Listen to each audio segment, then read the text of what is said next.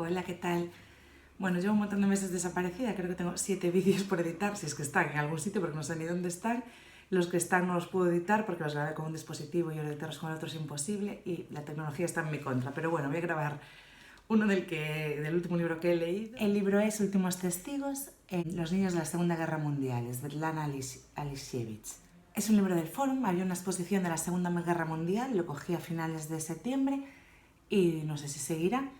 Y la verdad que es un tema que me es muy ajeno y vi la exposición y dije, va, no creo que me interese nada, hasta que vi este libro. Y la verdad que el único libro de guerra que leí y que disfruté fue precisamente de esta mujer, es de Lana Alisiewicz. Es premio Nobel de Literatura en 2015, tiene un montón de libros, es una mujer bielorrusia, un montón de libros, un montón de premios, un montón de libros también. Bueno, aquí dice, cuya obra ofrece un retrato profundamente crítico de la antigua Unión Soviética. El otro libro que leí es Los muchachos del zinc y habla de la guerra de Afganistán, ¿no? Son voces rusas, precisamente el subtítulo es Voces rusas en la guerra de Afganistán. Y era ya bastante terrible. Este es peor. Pero era un acercamiento muy humano, ¿no? El otro libro de guerra que intenté leer fue uno de la Guerra Civil de Helen Graham, si no me confundo, que lo debo tener por ahí, y no, yo creo que ya me deshice de él. Y no, o sea, fue imposible, porque era el relato de guerra, que es una cosa que a mí no me interesa nada, como la cronología de la guerra y tal, que es que me da igual. Pero estos son entrevistas a las personas implicadas, ¿no? Entonces, tanto el otro, que había soldados, había mujeres que eran, algunas eran soldados, pero otras había bibliotecarias, enfermeras, tal, y luego había madres y esposas, ¿no? Que no estaban tan directamente en la guerra, sino en relación con sus hijos o con sus maridos que habían ido a la guerra. Y es súper interesante porque da una visión mucho más amplia que solo la de los soldados o solo la de la cronología de guerra. Y bueno, que se incluyan a las mujeres para mí siempre es un plus porque me interesa, la verdad, mucho más. Porque no por nada, sino porque ya he leído a los hombres pues, mucho tiempo y sus opiniones mucho tiempo y ahora me interesa una visión que al final te da una visión más amplia porque te descentras, ¿no? Y desde el centro pues ves menos cosas. La autora no habla, en el otro libro es igual, no habla ella, no hay nada. Me parece una cita, en lugar de prefacio, una cita y una pregunta de un clásico de las letras rusas. O sea, la aportación de la autora, la voz de la autora, digamos, son 2 frases en 331 páginas.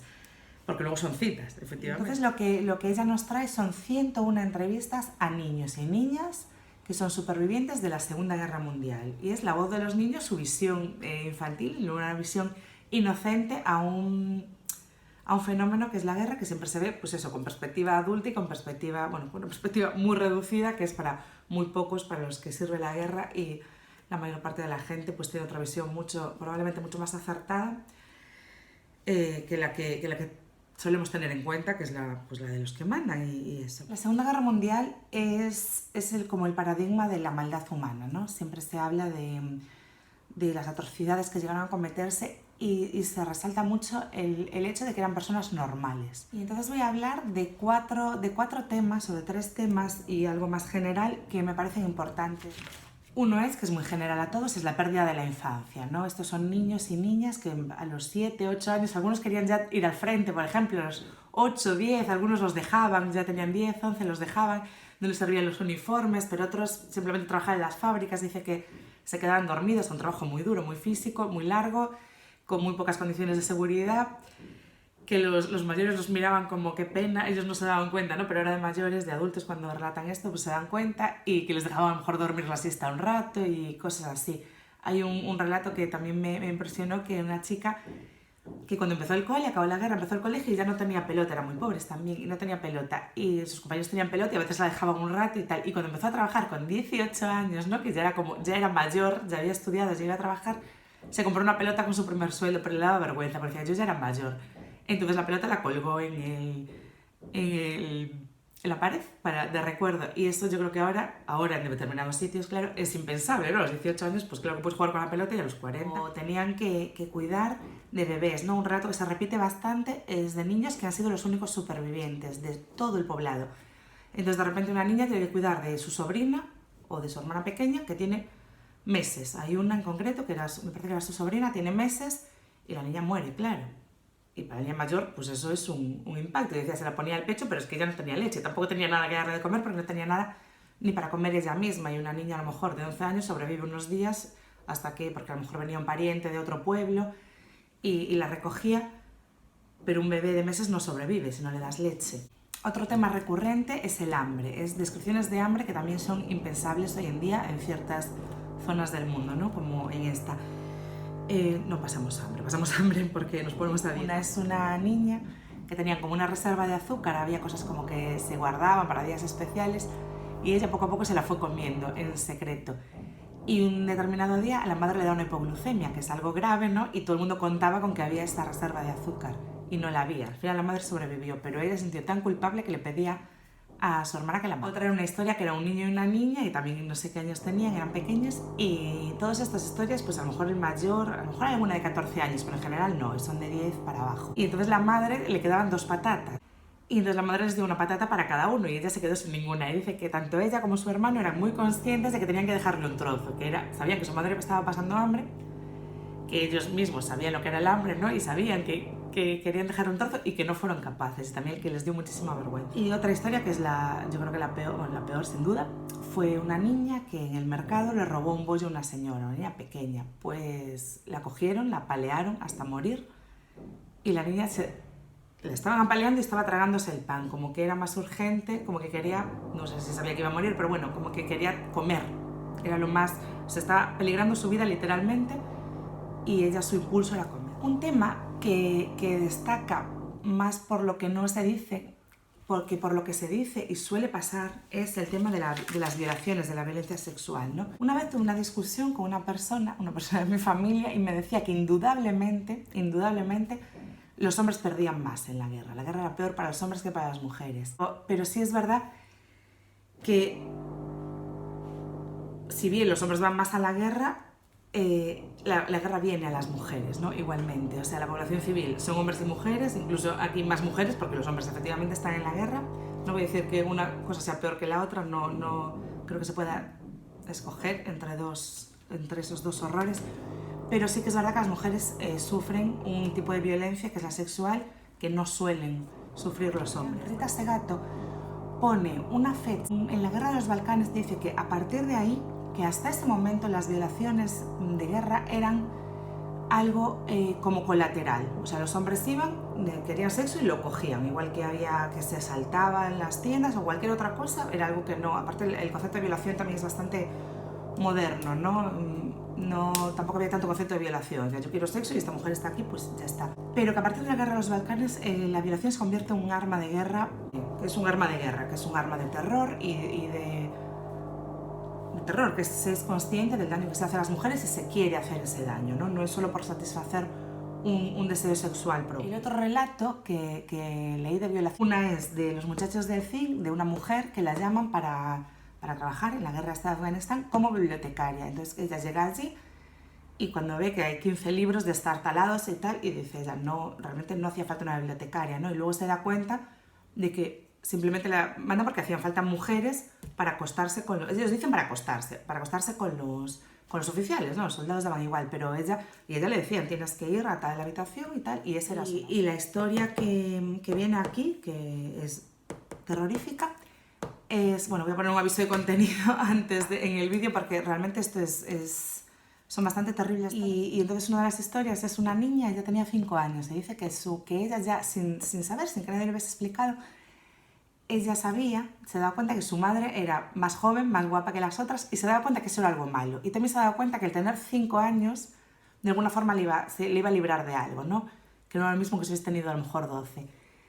Y entonces un día está ella con su madre y con su abuela en casa. Y llegan los soldados alemanes, mandan a la niña y a la abuela a una habitación aparte, no sé qué, porque eso lo hacían mucho, ¿no? Llegaban a las casas, los recluían, no los echaban, cuando había suerte, ¿no? Porque otras veces quemaban toda la casa, mataban a todos, tal, pero cuando necesitaban como un sitio donde dormir y de abrigo y de comida, pues recluían, acabo de lanzar un poco. Cuando necesitaban un sitio donde dormir y comer y abrigo, pues se metían en una casa, dejaban un rinconcito para la familia de la casa y luego ellos vivían allí con ellos. Mandaron a la abuela de la niña y la madre la dejaron pues cocinándoles, sirviéndoles. Y que cuando llegó la noche, la madre fue corriendo a la habitación de la niña, cogió a la niña y se la llevó fuera y se escondieron.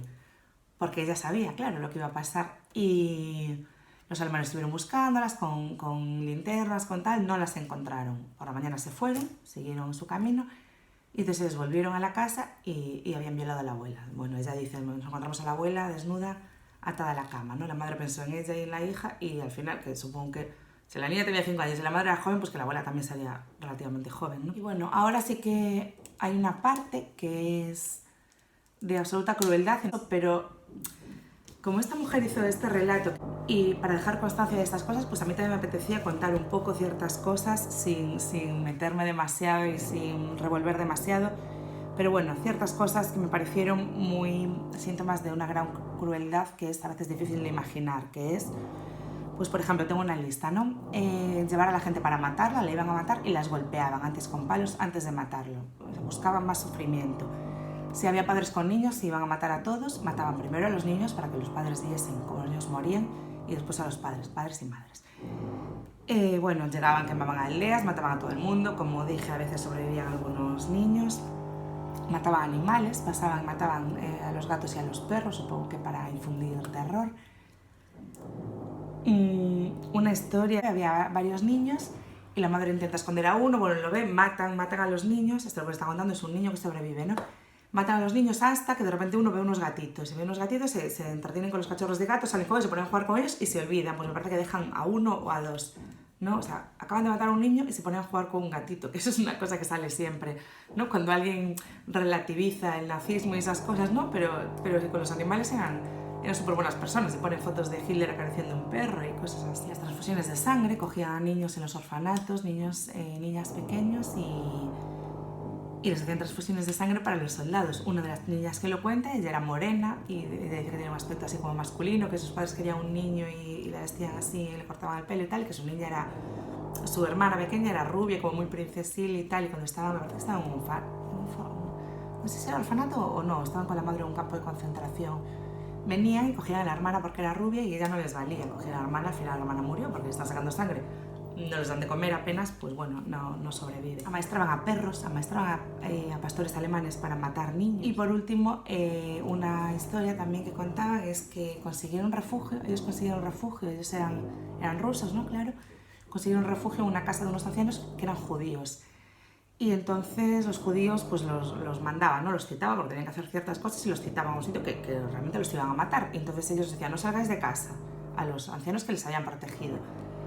Y el castigo para los rusos, si se sabía que estos niños rusos, esta familia, sabía que había unos judíos y que no habían acudido, pues también los podían matar o les podían hacer algo. Entonces los ancianos, como ya eran ancianos y ya había niños, bueno, pues nos entregamos, ¿no? Por nuestra cuenta. Y estos les seguían y lo que hacían era,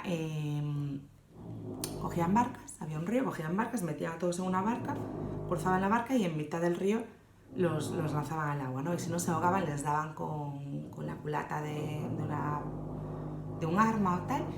Y bueno, que había gente en la orilla, jóvenes, porque todos estos soldados pues serían bastante jóvenes, riéndose de la situación. Y bueno, es un libro durísimo, como se puede ver, durísimo, pero superhumano, no sé si bonito, una manera de acercarse a la guerra muy humana, que desde luego para mí es la única forma que tengo de que me interesen. Me parece una mujer interesantísima. El otro libro también es muy interesante, me gusta más el trabajo impresionante porque son 101 testimonios, cada testimonio a lo mejor es un par de páginas o más. Claro, esto tuvieron que ser 101 entrevistas, no creo que le mandasen, ¿no?